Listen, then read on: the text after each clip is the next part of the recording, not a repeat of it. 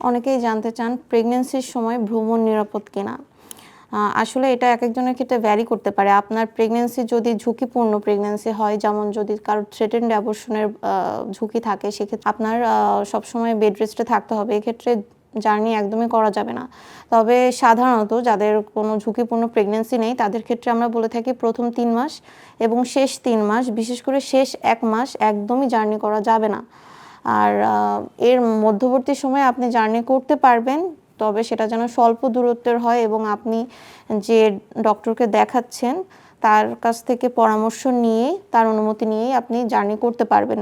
এবং যেকোনো সময় জার্নির ক্ষেত্রে আপনি মাথায় রাখবেন যে আপনার যে রিপোর্টগুলা, প্রেগন্যান্সি রিলেটেড সব রিপোর্ট এবং আপনি যেখানে যাচ্ছেন এর মধ্যে আপনার কোনো হসপিটাল, নিকটস্থ হসপিটালের কন্ট্যাক্ট আপনার কাছে আছে কিনা এবং কোনো প্রবলেম হলে আপনি দ্রুত চিকিৎসকের কাছে যেতে পারবেন কিনা, এই জিনিসগুলো মাথায় রেখেই আপনাকে ভ্রমণ বা জার্নি করা যেতে পারে।